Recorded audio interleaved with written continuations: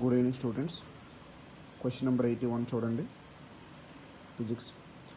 పుటాకార దర్పణంపై పతనమైన సమాంతర కాంతి కిరణాలు పరావర్తనం చెందిన తర్వాత ఎక్కడ కలుస్తాయి? ఆన్సర్ 2, నాభి వద్ద కలుస్తాయి. ఎందుకనగా పుటాకార దర్పణం యొక్క ప్రధాన అక్షానికి సమాంతరంగా ప్రయాణించిన కాంతి కిరణాలన్నీ దర్పణంపై పతనం చెంది తిరిగి పరావర్తనము చెందాక నాభి వద్ద ఖండించుకుంటాయి. పటంలో చూడండి, నాభి వద్ద ఖండించుకుంటాయి. సో క్వశ్చన్ నెంబర్ 81కు ఆన్సర్ 2. క్వశ్చన్ నెంబర్ 82, కాంతి విక్షేపణమునకు ఉదాహరణ. సూర్యాస్తమయ సమయంలో సూర్యుడు ఎరుపుగా కనిపించడం. ఇది కాంతి విక్షేపణమునకు ఉదాహరణ కాదు, ఇది కాంతి వక్రీభవనానికి ఉదాహరణ. ఇంద్రధనుసు ఏర్పడడం కాంతి విక్షేపణమునకు ఉదాహరణ. ఆకాశం యొక్క నీలం రంగుకు కారణం కాంతి పరిక్షేపణం. మొక్కలపై నీటి బిందులు ఏర్పడడం అనేది తుషారానికి ఉదాహరణ. సో క్వశ్చన్ నెంబర్ 82కి ఆన్సరు ఇంద్రధనుసు ఏర్పడడం మాత్రమే. సో క్వశ్చన్ నెంబర్ 82కి ఆన్సర్ ఏంటంటే బి మాత్రమే. సో ఆన్సర్ 3 అనమాట. ఆన్సర్ 3. క్వశ్చన్ నెంబర్ 83, ఈ క్రింది రంగులకు వాటి తరంగ దైర్ఘ్యాల ఆధారంగా అవరోహణ క్రమంలో అమర్చండి.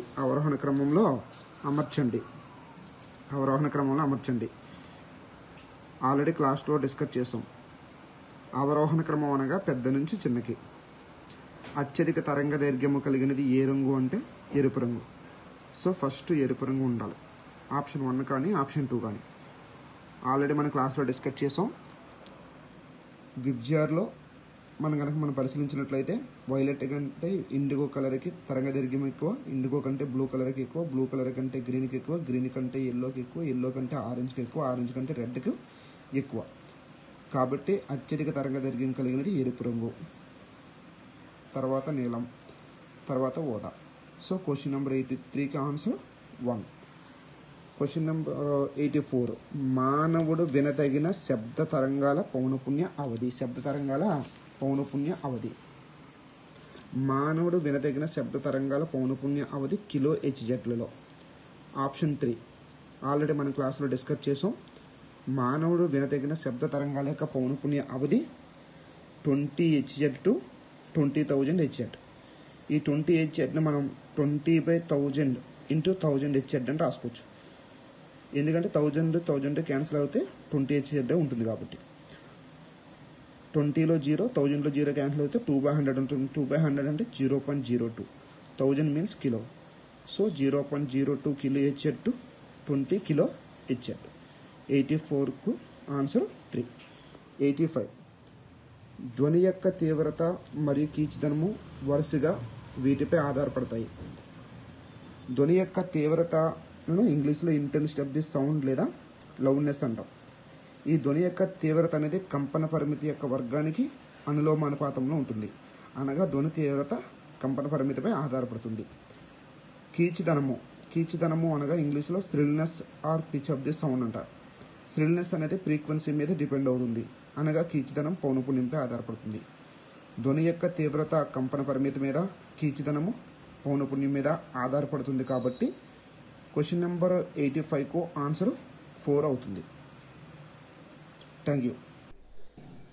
So before going to the explanation, మామూలుగా ఎస్ఐ వాళ్ళకి కరెంట్ అఫైర్స్ అనేది గ్రూప్ 2 స్టాండర్డ్లో మెయింటైన్ చేస్తున్నాడు. ఒక టాపిక్ వచ్చినప్పుడు దానికి సంబంధించిన బ్యాక్గ్రౌండ్ చదువుకుంటే పర్వాలేదు, కానీ ఎక్కడ కూడా స్టాక్ జీకే అడగడు. సో ఇది ఎందుకు మెన్షన్ చేస్తున్నానంటే, మీకు ఇచ్చిన సిలబస్ ఏదైతే ఉందో గ్రాంటెస్ 1, 2, 3, 4, 5 ఏదైతే ఉన్నాయో ప్రతి దానిలో మాకు కొన్ని టాపిక్స్ ఇచ్చారు మేనేజ్మెంట్. గ్రాంటెస్ 2కి సంబంధించి తీసుకుంటే మాకు 5 సబ్ టాపిక్స్ ఉన్నాయి. జాతీయ చిహ్నాలు, భారతదేశ ప్రథములు, ప్రపంచ ప్రథములు, అవార్డులు అండ్ భారతదేశంలో ఎత్తైన పొడవైనవి ఉన్నాయి. సో మేము ఇచ్చిన 15 క్వశ్చన్లు ఈ 5 సబ్ టాపిక్స్ను చూసినవి. సో మేనేజ్మెంట్ వాళ్ళు మన గ్రాండ్ టెస్ట్లు ఇస్తూ ఏం చేశారంటే, కింద కరెంట్ అఫైర్స్ ఎక్కువగా, స్టాక్ జీకే తక్కువగా అన్నారు.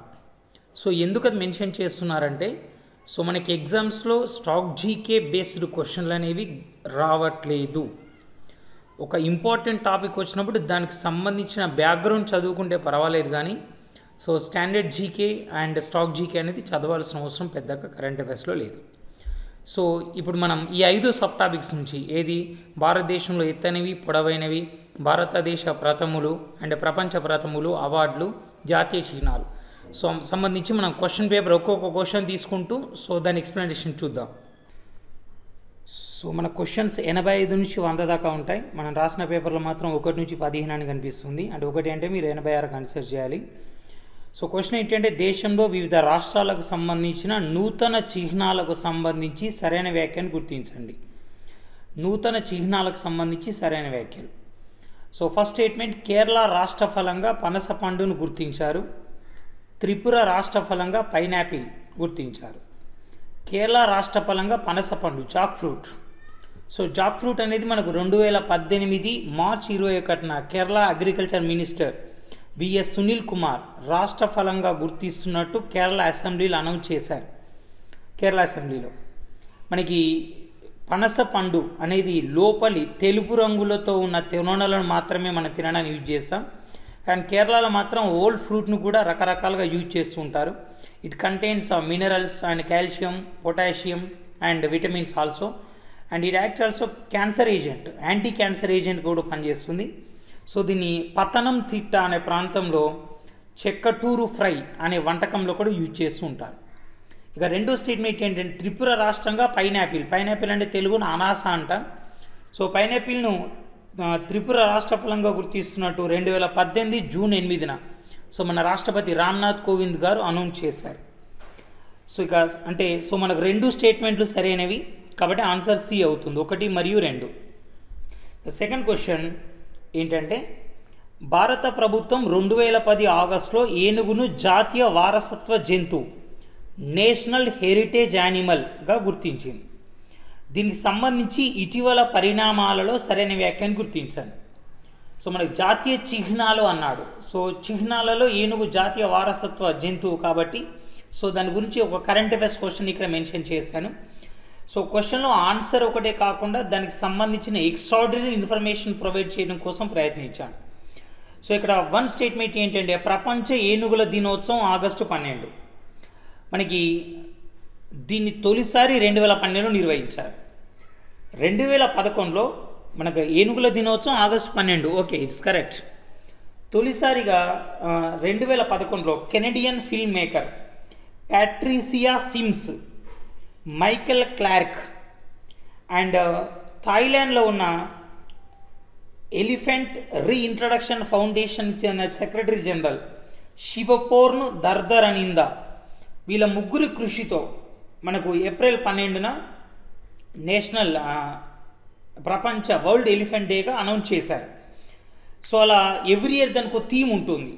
బట్ 2019లో స్పెషల్గా థీమ్ ఇవ్వకపోయినప్పటికీ కూడా ఒక క్యాంపెయిన్ ప్రోగ్రామ్ లాంచ్ చేశారు. అదేంటంటే, మనకు అంతరించిపోతున్న మొక్కలు, జంతువుల గురించి చర్చించడానికి IUCN అనేది ఉంటుంది. సో దానిలో రెడ్ లిస్ట్ జాబితాలో ఈ ఏనుగులు చేర్చబడ్డాయి. ఇది ఆసియన్, ఆఫ్రికన్. సో అంతరించిపోతున్న ఆఫ్రికన్, ఆసియన్ ఏనుగుల సంరక్షణార్థం అవగాహన కల్పించాలని నిర్ణయించారు. ప్రపంచవ్యాప్తంగా తీసుకుంటే 4 లక్షల ఆఫ్రికన్ ఏనుగులు. సో ఓన్లీ భారతదేశం మటుకు తీసుకుంటే 40,000 ఆసియన్ ఏనుగు. సో ఆసియా ఖండంలో తీసుకుంటే 40,000 ఆసియన్ ఏనుగులు సో అంతరించిపోతున్న జాబితాలో ఉన్నాయి. సో కాబట్టి వీటిని ప్రొటెక్ట్ చేయడం అనేది, అవగాహన కల్పించాలనేది statement. So it's correct. Second one, దేశంలో తొలి ఏనుగుల హాస్పిటల్. సో భారతదేశంలో 27 పైచిలుకు ఏనుగులు ఉన్నాయి. సో కాబట్టి వాటి ఆసియా మొత్తం తీసుకుంటే, ఆసియా ఖండం మొత్తం తీసుకుంటే 60% ఆఫ్ ఏనుగులకి సో షెల్టర్ మన దేశమే. కాబట్టి వాడి ట్రీట్మెంట్ కోసం ఒక హాస్పిటల్ స్టార్ట్ చేస్తారు మథుర, ఉత్తరప్రదేశ్లో మథురలో. ఇది ఆగ్రాకు దగ్గరగా ఉంటుంది. సో విశాలమైన 12,000 స్క్వేర్ ఫీట్ విస్తీర్ణం గల ఒక డోమ్ షేప్డ్ షెడ్ అనేది వేశారు దీనికోసం. Well equipment and well trained doctors కూడా ఇక్కడ ఉన్నారు. అలాగే తొలి ఏనుగుల పునరావాస కేంద్రం సో కేరళలోని కొట్టూరులో ఏర్పాటు చేశారన్నారు. సో కేరళలోని కొట్టూరులో ఏనుగుల పునరావాస కేంద్రం ఉంది. సో 2 స్టేట్మెంట్లు సరైనవే. ఇక 3వ స్టేట్మెంట్ ఏమన్నాడంటే, ప్రాజెక్ట్ ఎలిఫెంట్లో ప్రతి 5 సంవత్సరాలకోసారి ఏనుగుల గణన జరుగుతుంది. 2017 గణన ప్రకారం దేశంలో ఏనుగులు 27,312. అత్యధిక ఏనుగులు గల రాష్ట్రాలు వరుసగా కర్ణాటక 6,049, అస్సాం 5,719, కేరళ 3,054. సో డాటా కరెక్టే 2017 గణన ప్రకారం. ఇప్పుడు పెరిగుండొచ్చు కానీ మనకు అఫీషియల్ గణన జరిగింది 17 కాబట్టి దాన్ని తీసుకుంటాం. 27,312 ఉన్నాయి. హైయెస్ట్ కర్ణాటక, అస్సాం, కేరళ తర్వాత స్థానాలు ఉన్నాయి. కానీ ఇక్కడ మీరు తెలుసుకోవాల్సింది ఏంటంటే ప్రాజెక్ట్ ఎలిఫెంట్ గురించి. సో దేశంలో అంతరించిపోతున్న ఏనుగుల సంరక్షణ కోసం 1992 ఫిబ్రవరిలో ప్రాజెక్టు ఎలిఫెంట్ అనేది స్టార్ట్ చేశారు. దీనిలో భాగంగా ఏనుగుల సంరక్షణ కోసం రాష్ట్రాలకు కేంద్రం ఆర్థిక అండ్ ఇతర సాంకేతిక సహాయాలనే చేస్తుంది. ఏ ప్రాంతంలో అయితే ఏనుగులు ఎక్కువగా తిరుగుతున్నాయో వాటిని సంరక్షిత ప్రదేశాలకు ప్రకటిస్తారు. అలా మన దేశంలో ఇప్పటివరకు 16 రాష్ట్రాలు అంటే ఎగ్జాంపుల్ అరుణాచల్ ప్రదేశ్, అస్సాం, ఆంధ్రప్రదేశ్ అండ్ తర్వాత వచ్చేసి మనకి ఛత్తీస్గఢ్, జార్ఖండ్, కేరళ, కర్ణాటక, మేఘాలయ, మహారాష్ట్ర అండ్ నాగాల్యాండ్, ఒరిస్సా, తమిళనాడు, ఉత్తరాఖండ్, ఉత్తరప్రదేశ్, వెస్ట్ బెంగాల్ అనే రాష్ట్రాల్లో 16 రాష్ట్రాల్లో 32 ఏనుగుల సంరక్షణ కేంద్రాలు ఉన్నాయి. సో అది ప్రాజెక్ట్ ఎలిఫెంట్ అన్నమాట. సో ఈ స్టేట్మెంట్ కరెక్ట్. 4వది 2017 ఆగస్టు 12న కేంద్ర అటవీ పర్యావరణ వాతావరణ మార్పుల శాఖ ఏనుగుల ప్రాబల్యం గల 12 రాష్ట్రాల్లో వాటి సంరక్షణ కోసం చేపట్టిన కార్యక్రమం గజయాత్ర. సో గజయాత్ర అనేది ఈ స్టేట్మెంట్ కూడా కరెక్టే. వాడు ఏమన్నాడంటే ఈ క్రింది వాటిలో సరైన స్టేట్మెంట్లు గుర్తించండి అన్నాడు. సో సరైన స్టేట్మెంట్లు అన్నప్పుడు మనకు ప్రపంచ ఏనుగుల దినోత్సవం ఆగస్టు 12. సో ఇది సరైన స్టేట్మెంట్. దేశంలో తొలి ఏనుగు హాస్పిటల్ ఉత్తర వెస్ట్లో మధురలో స్థాపించింది, ఇది సరైన statement. Third one project elephant ఏనుగుల గణన వివరాలు ఉన్నాయి, ఇది కరెక్ట్ స్టేట్మెంట్. ఎందుకంటే దేశంలో 27,312 ఉన్నాయి అకార్డింగ్ టు 2017 సెన్సెస్. సో ఇది కూడా సరైన స్టేట్మెంటే. బట్ ఫోర్త్ దాని ఇంట్రడక్షన్ ఏంటి అంటే మనకి ఎవ్రీ ఇయర్ ఆగస్టు 12ను ఏనుగుల దినోత్సవంగా జరుపుకుంటున్నాం. 2011లో కెనడియన్, థాయిలాండ్ వ్యక్తుల కృషి వలన 2012లో తొలిసారి నిర్వహించారు. 2017 ప్రపంచ ఏనుగుల దినోత్సవం సందర్భంగా అప్పటి కేంద్ర పర్యావరణ శాఖ మంత్రి డాక్టర్ హర్షవర్ధన్ సో ఆధ్వర్యంలో ఈ గజ యాత్ర అనే కార్యక్రమం స్టార్ట్ అయింది. మొత్తం 16 రాష్ట్రాల్లో ఏనుగుల ప్రాబల్యం ఉంటే అతి ముఖ్యమైన 12 రాష్ట్రాలలో సో సుమారు 100 ఏనుగుల కారిడార్స్ ఉన్నాయన్నమాట. సో ఆ ప్రాంతాల్లో ఏనుగుల సంరక్షణ కోసం స్టార్ట్ చేశారు. ఇది 2017లో స్టార్ట్ అయినా ఎవ్రీ ఇయర్ ఇప్పటి కూడా నడుస్తూనే ఉంది ప్రోగ్రామ్. సో ఇక మూడోది ఏంటంటే 2020కి గాను టైలర్ ప్రైజ్ గ్రహీత పవన్ సుఖ్దేవ్ టైలర్ ప్రైజ్ ఏ రంగంలో కృషి చేసిన వాళ్ళకి ఇస్తారు.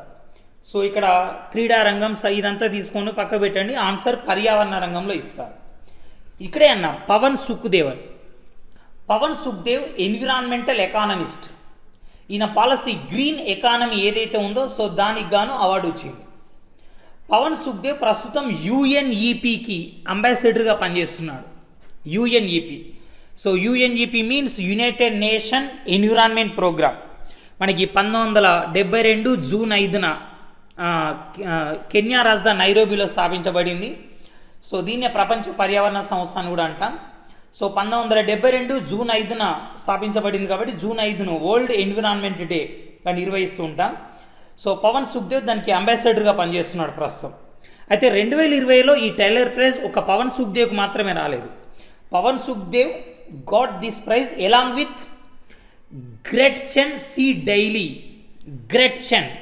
So Gretchen one of the professor in Stanford university in biology, environmental biology. So ఇద్దరు కలిపి అవార్డు ఇచ్చారు. సో ఆన్సర్ ఏంటంటే ఇది పర్యావరణ రంగానికి సంబంధించిన బహుమతి. సో క్వశ్చన్ అనేది ప్రతిదీ పెద్దగా ఉండాలని కాన్సెప్ట్ కాదు, కొన్ని లాజికల్ క్వశ్చన్లు కూడా ఉంటాయి.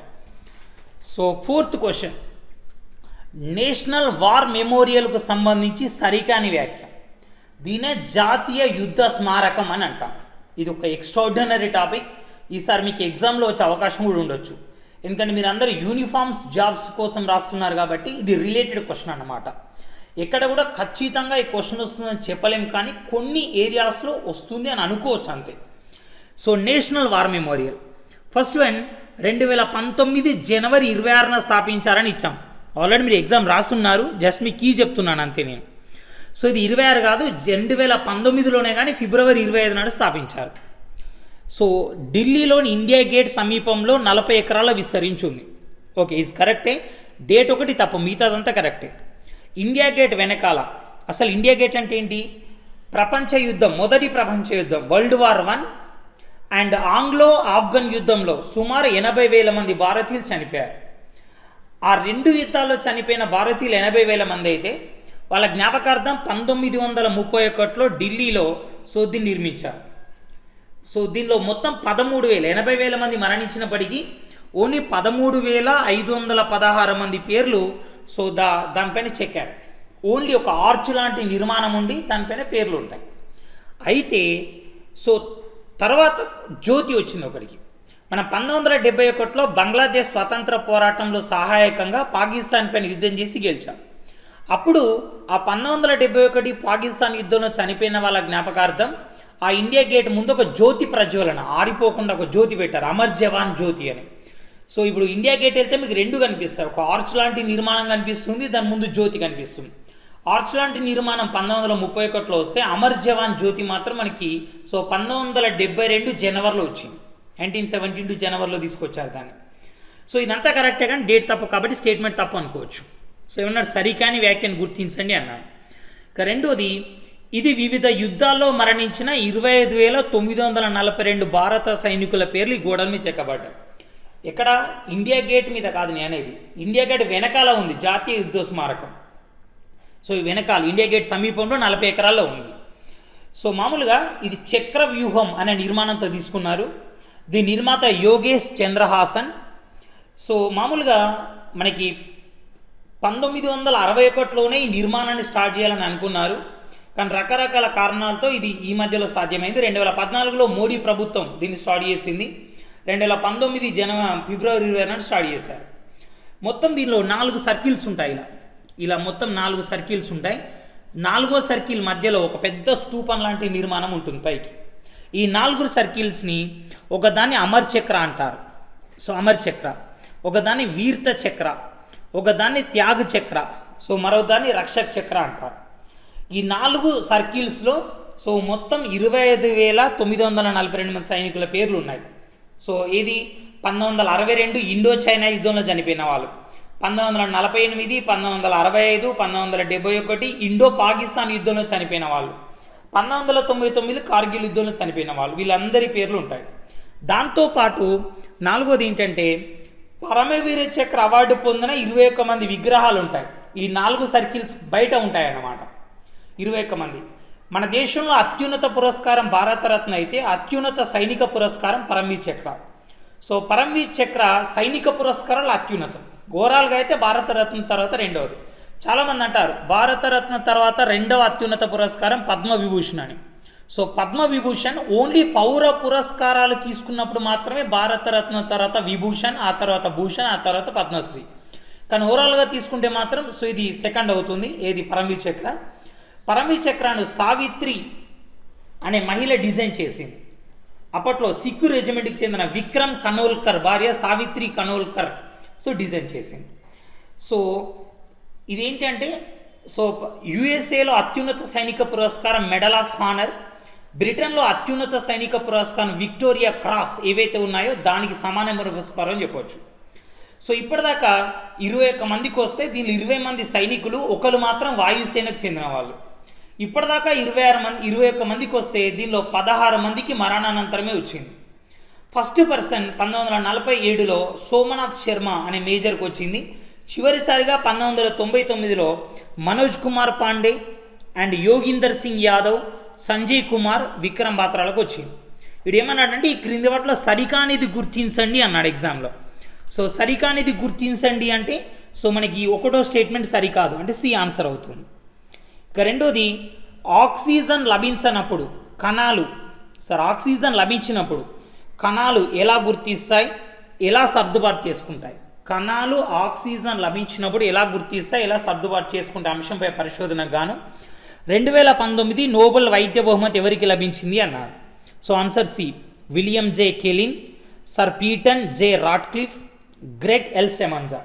మామూలుగా మనం 2019 నోబెల్ ప్రైజెస్ కనుక తీసుకుంటే physics James Peebles, Michel Mayor, Didier Queloz అనే వాళ్ళకు వచ్చింది.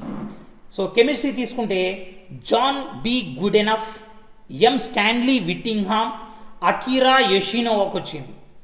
సో ఎకనామిక్స్ తీసుకుంటే అభిజిత్ బెనర్జీ భారతీయుడు, అన్న భార్య Esther Duflo and American professor Michael క్రెమర్లకు కలిపి వచ్చింది. సో అలాగే శాంతి బహుమతి so Abiy Ahmed Ali Ethiopia ప్రధానికి వచ్చింది. సో సాహిత్యం 2018 ఓల్గా టోకార్జుక్, 2019 పీటర్ హనిగేలకు వచ్చింది. So medicine D William J Kaelin, Sir Peter Ratcliffe and Gregg ఎల్సెమంజాలకు వచ్చింది. ఇక నెక్స్ట్ క్వశ్చన్. సో 6వ క్వశ్చన్ కనుక చూసినట్టుంటే 2020లో ప్రకటించిన 92వ ఆస్కార్ అవార్డులకు సంబంధించి సరైన వ్యాఖ్యను గుర్తించండి. సో ఉత్తర చిత్రంగా దక్షిణ కొరియాకు చెందిన పారాసైట్కి ఎంపికైంది. Okay, it's correct. ఆస్కార్ చరిత్రలోనే ఉత్తమ చిత్రంగా ఎంపికైన తొలి ఆంగ్లేతర చిత్రం. ఆస్కార్లో మామూలుగా ఉత్తమ చిత్రం, ఉత్తమ విదేశీ భాషా చిత్రం అని ఉంటాయి. 92 సార్లు ఆస్కార్ అవార్డు ఇస్తే 91 సార్లు ఉత్తమ చిత్రం ఓన్లీ ఇంగ్లీష్కే వచ్చింది.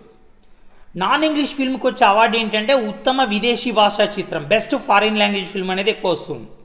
కానీ ఈసారి ఉత్తమ చిత్రం దీనికి వచ్చింది. ఆస్కార్ చరిత్రలో అంటే ఆస్కార్ మనకు 1929లో స్థాపించారు. అప్పటి నుంచి ఇప్పటిదాకా తీసుకుంటే సో ఉత్తమ చిత్రం అవార్డు పొందిన ఫస్ట్ నాన్ ఇంగ్లీష్ ఫిల్మ్ ఇదే. So south Korea film. పేద కుటుంబం బ్రతుకు పోరాటం మానవ సంబంధాల గురించి ప్రధాన అంశం గల చిత్ర దర్శకుడు బాంగ్ జూన్ హో. బాంగ్ జూన్ హో. సో ఈ స్టేట్మెంట్ కరెక్ట్. ఏమన్నాడంటే సరైన వ్యాఖ్యను గుర్తించండి అన్నాడు. ఇక మూడోది ఉత్తమ నటిగా లిటిల్ ఉమెన్ చిత్రానికి గాను జాక్వెలైన్ డురాన్కు ఎంపికైంది అన్నారు. ఇక్కడ ఉత్తమ నటి జూడీ చిత్రానికి గాను రెనీ జెల్ వెగర్కి వచ్చింది. ఈ స్టేట్మెంట్ తప్పు. ఉత్తమ నటుడుగా జోయాక్విన్ ఫోనిక్స్ జోకర్ ఎంపికయ్యారన్నారు. జోకర్ చిత్రానికి గాను వచ్చింది. ఇది కరెక్ట్. సో ఇక్కడ సరైన వ్యాఖ్య అంటే 1వది సరైనది, 2వది సరైనది, 4వ సరైనది, 3 కాదు. సో కాబట్టి ఆన్సర్ 1, 2, 4 డి అవుతుంది. So 7th one NAAC, the national assessment and accreditation council A+ గుర్తింపు పొందిన దేశంలోని తొలి ప్రభుత్వ డిగ్రీ కళాశాల అన్నాం. సో ప్రభుత్వ ఆర్ట్స్ కళాశాల రాజమండ్రి. ఇక్కడ ప్రభుత్వ ఆర్ట్స్ కళాశాల రాజమండ్రి అటానమస్ కాలేజ్. మనకు NAAC, the national assessment and accreditation council అనే ప్రాసెస్ ఏంటి అంటే 1994లో స్టార్ట్ అయింది.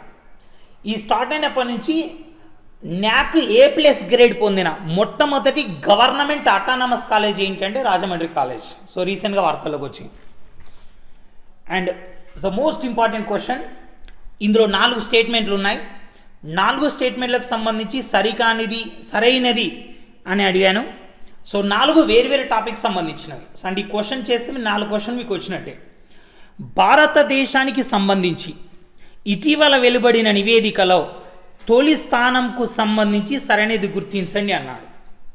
ఇటీవల కేంద్ర మంత్రి నితిన్ గడ్కరీ వెలువరించిన నివేదిక ప్రకారం నూతన రోడ్డు భద్రతా సవరణ చట్టం 2019 ప్రకారం దేశంలో 10% రోడ్డు ప్రమాదాలు తగ్గగా అత్యధికంగా తమిళనాడు 24% తగ్గాయి.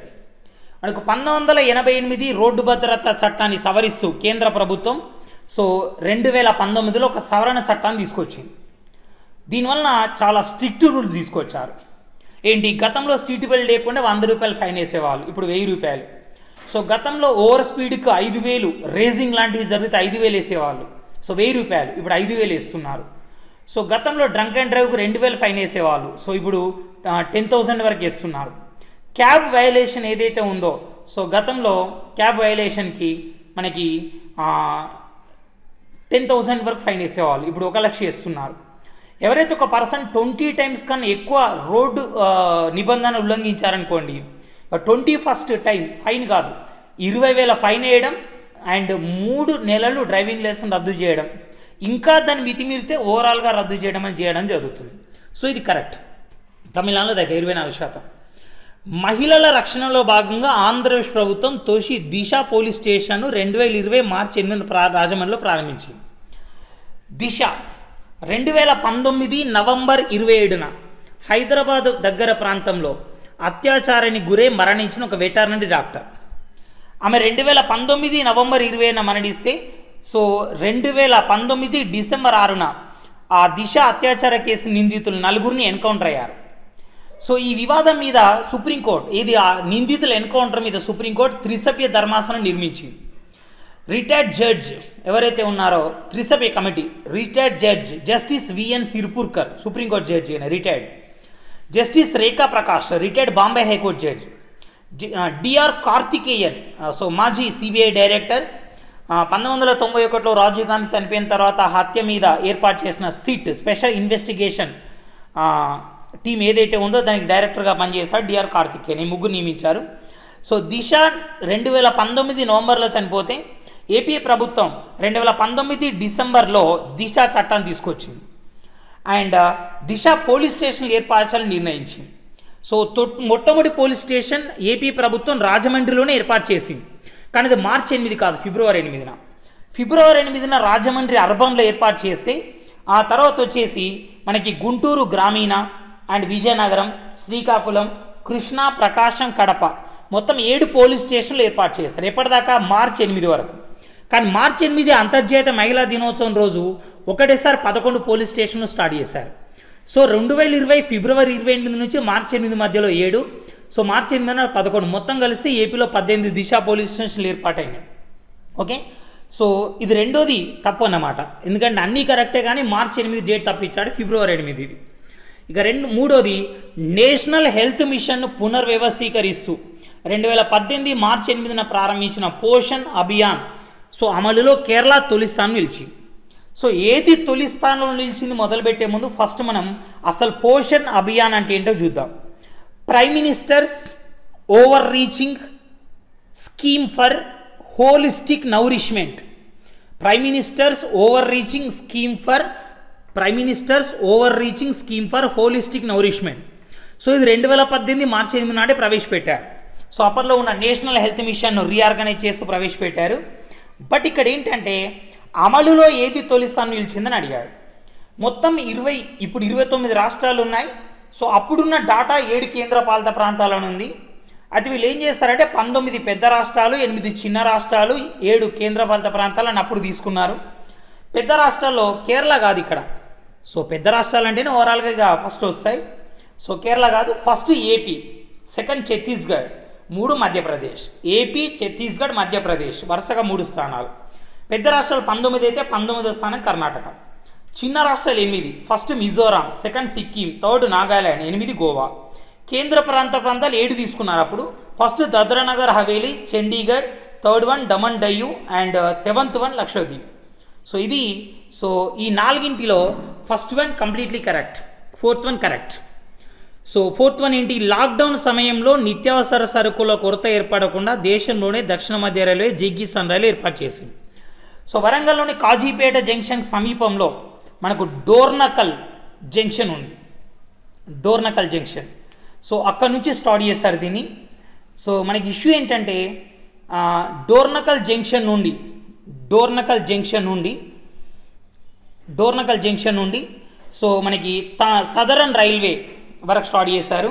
సో సదరన్ రైల్వేలో సెంతల్ అండ్ చెట్టినాడుకు మొదటి రైలు అండ్ దిండిగల్ మడియముక్కంకు సెకండ్ రైలు. సో మొత్తం 2 రైలు పోయినాయి. సో దీనిలో first 4th one correct and second, third one wrong. So answer D. So 9th question, Satyarup సిద్ధార్థకు సంబంధించి సరైనది గుర్తించండి అన్నాడు. ఈయన మౌంటైనీర్, పర్వతారోహకుడు. సో ఏ రాష్ట్రం? పశ్చిమ బెంగాల్ చెందిన పర్వతారోహకుడు. Is correct. సెకండ్ వన్, 7 ఖండాలలో 7 ఎత్తైన పర్వత శిఖరాలు అధిరోహించాడు, తొలి భారతీయుడిగా నిలిచాడు. ఈ 7 ఖండాల్లో 7 ఎత్తైన శిఖరాలు అధిరోహించాడు, కానీ అవి అగ్నిపర్వత శిఖరాలు అన్నమాట. సో అందుకని ఇక్కడ అగ్నిపర్వతం వస్తే కరెక్ట్ అవుతుంది. సో ఇచ్చిన దానిలో సరైనది అన్నాడు కాబట్టి సో ఒకటి స్టేట్మెంట్ ఒకటే సరైనది, ఒకటి ఎక్కడ ఇచ్చాడు, బిఏలో ఇచ్చాడు కాబట్టి ఇది సరైనది. కరోనాకు సంబంధించి దేశంలో తొలి ప్రత్యేకతలు సరికానిది గుర్తించండి. సో ఇక్కడ ఏమన్నాడంటే నయమైన కాన్వాలసెంట్ ప్లాస్మా థెరపీ ప్రారంభించిన దేశంలో తొలి రాష్ట్రం కేరళ అన్నాడు. కాన్వాలసెంట్ ప్లాస్మా థెరపీ మనకు ఏప్రిల్ 19న కేంద్ర ప్రభుత్వానికి Indian council of medical research and director general of drug control అనుమతించారు. కాన్వాలసెంట్ ప్లాస్మా అంటే ఎవరైతే కరోనా వైరస్ ఎఫెక్ట్ గురై క్యూర్ అవుతుందో వాళ్ళలో యాంటీబాడీస్ అని ఉత్పత్తి అవుతాయి, ప్లాస్మాలో ఉంటాయి. ఈ ప్లాస్మాను సేకరించి వాళ్ళలో ఉన్న యాంటీబాడీస్ను సో పేషెంట్కు ఎవరైతే కరోనా వైరస్తో సఫర్ అవుతున్న వాళ్ళు ఉన్నారో వాళ్ళకి ఎక్కించాలి అంటే ఇది సీరియస్ లాస్ట్ స్టేజ్లోని స్టెప్ తీసుకుంటున్నారు. సో దీనికి పేషెంట్ బంధువుల పర్మిషన్ ఉండాలి అండ్ ఎథిక్స్ కమిటీ కూడా ఉండాలి. మనకి తెలంగాణ ప్రభుత్వం కూడా ఈ కాన్వాలసెంట్ ఫస్ట్ కేరళలోనే చేశారు. కేరళలో ఉన్న Sree Chitra Tirunal Institute of Medical Sciences and టెక్నాలజీలో దీన్ని ఇంప్లిమెంటేషన్ చేశారు. ఆ తర్వాత సో తెలంగాణ ప్రభుత్వం కూడా Gandhi medical college professor doctor Rajarao నేతృత్వంలో కమిటీ కూడా వేసింది. కరెక్ట్. సెకండ్ వన్, కోవిడ్-19 నివారణలో భాగంగా ఆయుర్వేద, అలోపతి రెండింటిని వాడుతున్న తొలి రాష్ట్రం గోవా. ఆయుర్వేద కరోనా వైరస్ తక్కువ కాదు, కానీ ఇమ్యూనిటీ పవర్ పెరుగుతుంది. సో ఇమ్యూనిటీ పవర్ పెరిగితే ఆటోమేటిక్గా కరోనా రెసిస్టెన్స్ ఉంటుంది. కరోనా మామూలుగా సో 96% మందిలో మామూలుగానే క్యూర్ అవుతుంది. ఎవరైతే దీర్ఘకాలిక వ్యాధుల బారిన పడి ఉన్నారో, ఓల్డ్ ఏజ్ వాళ్ళు ఎక్కువ ఉన్నారో వాళ్ళు చనిపోతున్నారు. సో కాబట్టి ఆయుర్వేదం ద్వారా ఇమ్యూనిటీ పవర్ పెంచడం అండ్ తర్వాత అలోపతి ద్వారా క్యూర్ చేయడం అండ్ రెండు గోవాలు తీసుకున్నారు.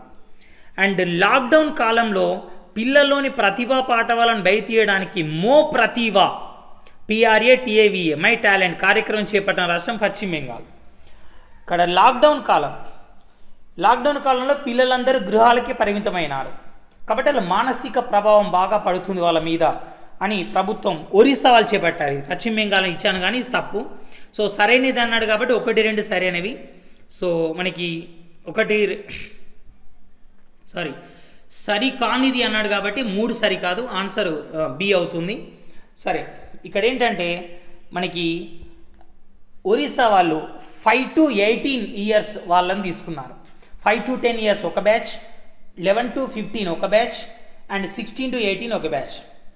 పోయట్రీ, షార్ట్ స్టోరీస్ అండ్ కథలు చిన్న చిన్నవి అండ్ స్లోగన్స్ నినాదాలు and corona art paintings, digital poster design చేయాలి, వాళ్ళకి బహుమతులు కూడా ఇస్తారన్నమాట. సో అండ్ 11th క్వశ్చన్, ఆర్థిక స్వాతంత్ర సూచి 2020కి సంబంధించి సరైనది గుర్తించండి. ఎకనామిక్ ఫ్రీడమ్ ఇండెక్స్ దీనిలో ఏమన్నట్టంటే సమన్యాయం, ఆస్తి హక్కులు, ప్రభుత్వ ఇవన్నీ రకరకాల కొలమానాలు అన్నమాట. ఈ కొలమానాలను ఆధారంగా తీసుకొని మనకి హెరిటేజ్ ఫౌండేషన్ వాళ్ళు నివేదిక రూపొందించారు. Okay, it's correct. రెండోది 186 దేశాలు పరిగణలోకి తీసుకున్నారు. కరెక్ట్. కానీ అసమగ్ర సమాచారం ఆధారంగా ఇరాక్, లిబియా, లీచ్టెన్స్టీన్, సోమాలియా, సిరియా, యమన్లను ర్యాంకులు ఇవ్వలేదు. అంటే 180 దేశాలకే ఇచ్చారు. సో ఈ 2 స్టేట్మెంట్లు కరెక్టే. ఈ నివేదికలో 56.5 స్కోర్తో భారత్ సో 26వ స్థానం నిలిచిందని ఇచ్చాను క్వశ్చన్. కానీ 26 కాదు, 120వ స్థానం నిలిచింది. స్కోర్ ఇంతే. ఓన్లీ ఆసియా పసిఫిక్ దేశాలు 42 తీసుకుంటే దానిలో 26వ స్థానం, 28వ స్థానం. సో ఓవరాల్గా తీసుకుంటే మాత్రం 120వ స్థానంలో ఉంది. కాబట్టి ఈ స్టేట్మెంట్ తప్పు. 180వ స్థానం నార్త్ కొరియా. ఇక 89.4 స్కోర్తో తొలి స్థానం పొందినది హాంకాంగ్ అన్నాడు. ఇక్కడ first place Singapore, second Hong Kong, third New Zealand. So first place Singapore కాబట్టి హాంకాంగ్ అన్న తప్పు. సో అలాగే 3వ స్టేట్మెంట్ కూడా తప్పు. సో సరైనవి అన్నాడు కాబట్టి సో క్వశ్చన్లో 1, 2 ఇవి సరైనవి. నెక్స్ట్ 12వ క్వశ్చన్, ఇన్క్లూజివ్ ఇంటర్నెట్ ఇండెక్స్ సమ్మిళిత ఇంటర్నెట్ సూచి 2020లో భారత్ ర్యాంక్ 46 కాగా తొలి స్థానం నిలిచిన దేశం. మనకు ఇంటర్నెట్ లభ్యత, ఇంటర్నెట్ ధర, ఇంటర్నెట్ ఔచిత్యం, ఇంటర్నెట్ సన్నద్ధత అనే 4 ర్యాంక్ కేటగిరీస్ తీసుకున్నారు. దీనిలో 56 ఇండికేటర్స్ తీసుకుంటే స్వీడన్ ఫస్ట్ ర్యాంక్ వచ్చింది, న్యూజిలాండ్ సెకండ్ ర్యాంక్ వచ్చింది, US థర్డ్ ర్యాంక్ వచ్చింది. బురుండి 100, మొత్తం 100 తీసుకుంటే 100 దేశాలు తీసుకుంటే దానిలో 100వ స్థానం వచ్చింది. సో భారత్కి వచ్చింది 46. So statement correct. సో అలాగే నెక్స్ట్ 13th క్వశ్చన్, కేంద్ర వ్యవసాయ మంత్రి నరేంద్ర సింగ్ తోమర్ లోక్సభలో వెల్లడించిన వివరాల ప్రకారం 2014-18 కాలంలో 31,645 మంది రైతులు 4 ఇయర్స్ కలిపి ఆత్మహత్య చేసుకున్నారు. ఓకే, దీనిలో 12,813 మంది ఆత్మహత్యలతో తొలి స్థానం నిలిచిన రాష్ట్రం ఏంటంటే మహారాష్ట్ర. 359 మీటర్లతో ప్రపంచంలో ఎత్తైన రైల్వే బ్రిడ్జిని జమ్మూ కాశ్మీర్లో నిర్మిస్తున్నారు. ఈ రైల్వే అంతా ఏది నదిపై జీలం, బియాస్, చీనాబ్, సట్లెజనం, చీనాబ్ నదిపై ఉంది. ఇది 359 మీటర్లతో ఎత్తైన రైల్వే బ్రిడ్జే కాదు, బంగీ జంప్ లాంటి సాహస కృత్యాలు కూడా ఇక్కడ ఏర్పాటు చేస్తున్నారు. అలాగే సో జర్మనీలోని ఫ్రాంక్ఫర్ట్ నగరంలో గల యూరోపియన్ సెంట్రల్ బ్యాంకు తొలి మహిళగా నిర్మించబడ్డ క్రిస్టినా లగాడే గతంలో ఏ సంస్థ డైరెక్టర్గా పనిచేశారు? ఫ్రాన్స్ ఆర్థిక శాఖ మంత్రిగా పనిచేసిన క్రిస్టియన్ లాగార్డే 2012 నుంచి 17 దాకా సో ఐఎంఎఫ్ డైరెక్టర్గా పనిచేసింది. 17లో రీఎలెక్ట్ అయిన ఆమె 19 ఆగస్టులో రాజీనామా చేసింది. సో ప్రస్తుతం క్రిస్టినా జార్జియోవా పనిచేస్తున్నారు. సో ఎందుకంటే మీ యూరోపియన్ యూనియన్ సెంట్రల్ గవర్నర్కు తొలి మహిళ గవర్నర్గా అపాయింట్ అయింది సో సెంట్రల్ బ్యాంక్కి. సో కాబట్టి గతంలో ఏ సంస్థ పనిచేసిందంటే ఇక్కడ IMF, international monetary fund. So ఇవి ఈ 15 క్వశ్చన్లకు సంబంధించిన సమాధానాలు. సో నెక్స్ట్ టెస్ట్లో మళ్ళీ కలుద్దాం. Thank you, all the best.